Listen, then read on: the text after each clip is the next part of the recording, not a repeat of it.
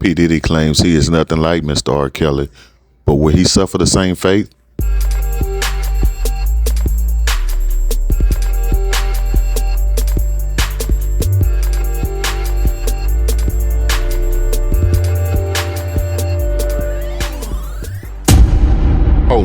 Hold up. P. Diddy claims that he's nothing like R. Kelly and that he's innocent, that the system is trying to take him out the same way that they took Mr. R. Kelly out. Man, y'all have to see this video.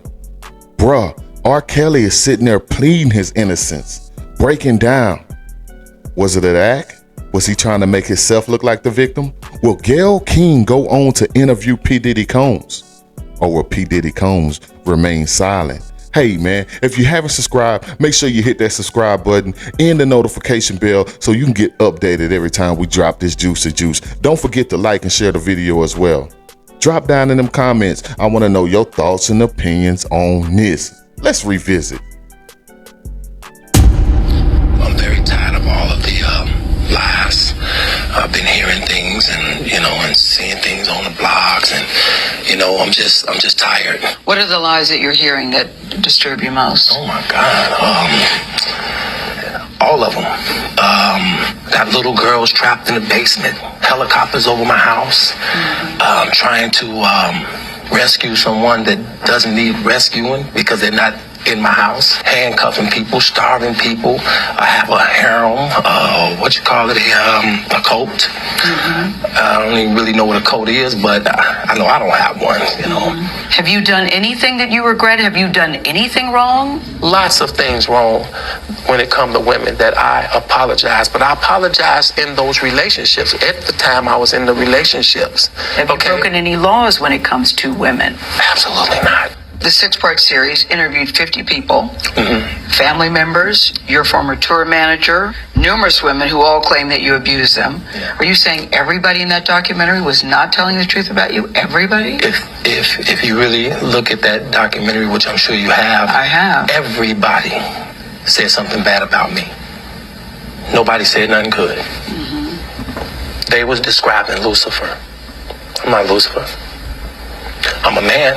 I make mistakes, but I'm not a devil, and by no means am I a monster. I'm going to name the names. Andrea Kelly, your ex-wife, Kitty Jones, Lisa Van Allen, Lisette Martinez, Geronda Pace, Faith Rogers, Asante McGee.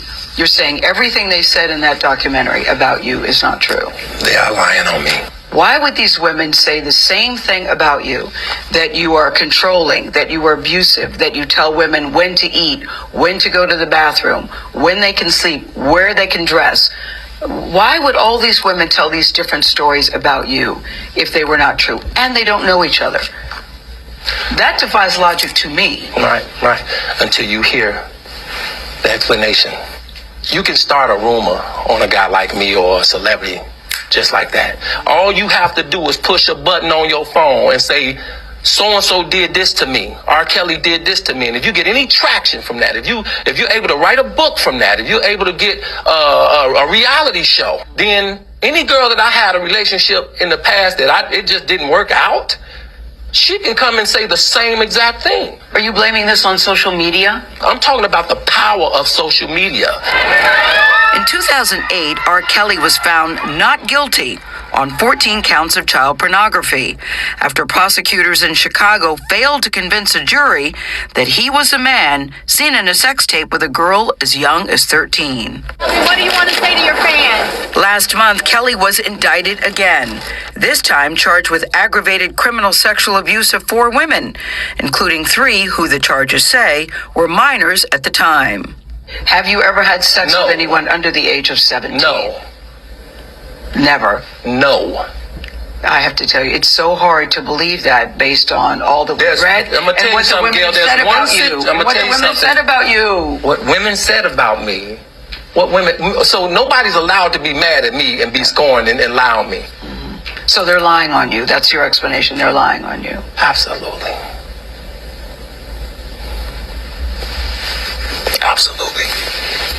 Absolutely. You feel that people have maligned your character? I have been assassinated. I have been buried alive. But I'm alive. So I think the point you're making is, and correct me if I'm wrong, that you have never held anybody against their will. I don't need to. Why would I? Well, how stupid would it never be held for R. anybody. Kelly, with all I've been through in my way past, to hold somebody, let alone 4, 5, 6, 50, you said. Why, how stupid would I be to do that? I didn't say you That's were holding. stupid, guys. I didn't. Is this camera on me? Yes, it's on. That's stupid. Use your common sense. Don't forget the blogs. Forget how you feel about me. Hate me if you want to, love me if you want, but just use your common sense. How stupid would it be for me to, with my crazy past and what I've been through, right now I just think I need to be a monster and hold girls against their will, chain them up in my basement and don't let them eat and don't let them out unless they need some shoes down the street from their uncle. Robert, stop it. Y'all quit playing. Quit playing. Robert. I didn't do this stuff. This is not me. Y'all, I'm fighting for my life. Y'all killing me with this. I gave y'all 30 years of my career. Robert. 30 years of my career. Y'all trying to kill me. You killing me, man. This is not about music. I'm trying to have a relationship with my kids, and I can't do it. What? Y'all just don't want to believe the truth. You don't want to believe it. At this point, we briefly pause the interview to give Kelly a moment. His publicist helped calm him down. I hope this camera keep going. No, we're going to This let is the not camera keep true. rolling. This is not, doesn't even make sense. Why would I hold all these women? Their mothers and fathers told me, we're going to destroy your career. But Kelly's emotions remained raw. It's real girls out there missing. It's real young girls out there being abducted, being raped, okay? They really are on chains. They really do have chains on their wrists, and they can't get out. Robert, and they're ending up buried in deep. Robert, we have to have a conversation. This is Really, not me. I don't want you just ranting at the camera. I came here for them to hear me talk. But I need help. What kind of help? This is the kind of help I need. Yes, what kind of help? I need somebody to help me not have a big heart. Because my heart is so big. People betray me, and I keep forgiving them. You sound like you're playing the victim here. You sound like R. Kelly, you do. When I listen to you, I'm it just does telling sound the like truth. you're playing the victim I'm just card. telling the truth. And the reason I'm emotional, Robert, and I apologize for that, is because this is the first time I was able to say speak. something. Yeah. I've said nothing. Well, we're also hearing from the family of a woman who lives with R. Kelly at his home. The parents of Joycelyn Savage say that the singer not only abused but brainwashed their daughter. R. Kelly denies that and claims it was Savage's father who gave his daughter to him at a concert. I didn't go looking for a Joycelyn Savage. I was doing my show. He brought her and asked a friend of mine to put her on the stage with R. Kelly. Make sure she's on the stage. But in a news conference this morning, the Savage family says they have no doubt that Joycelyn is being held by the singer against her will. We went from seeing you or talking to you daily or weekly to not seeing you in 2 years. So that is a clear indication to us and as a mother that something's definitely wrong with this situation. And we won't stop until we have our answers and make sure your well-being is okay. Well, joining me now is Renee Graham.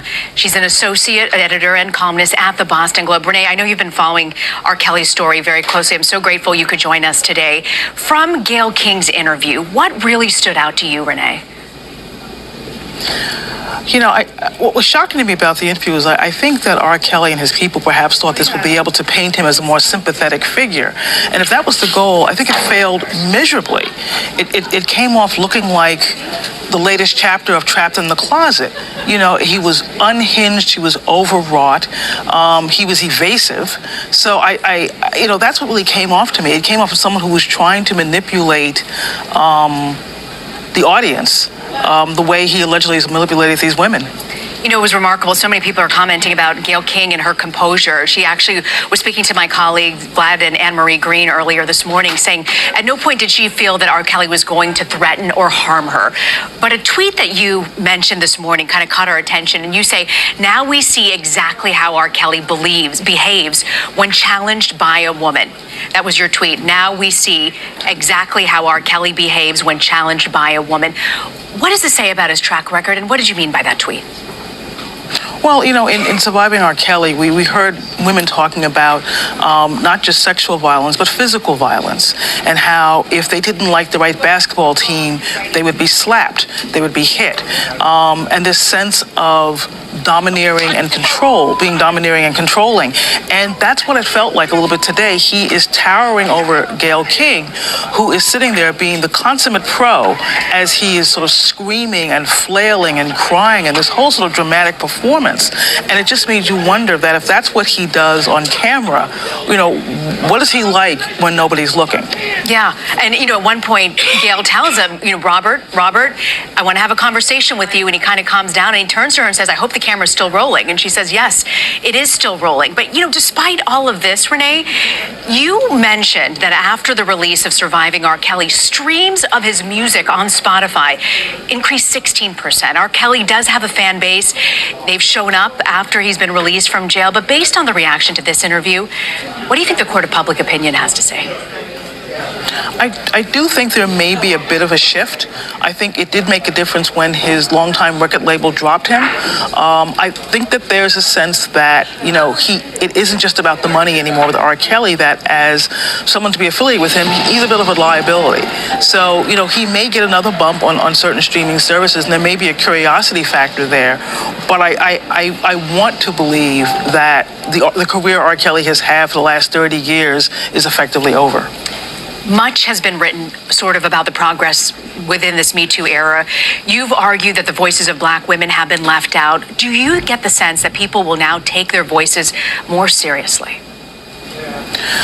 I think what the movement has done is amplify all voices, and I would certainly hope that that would include the voices of Black women among them.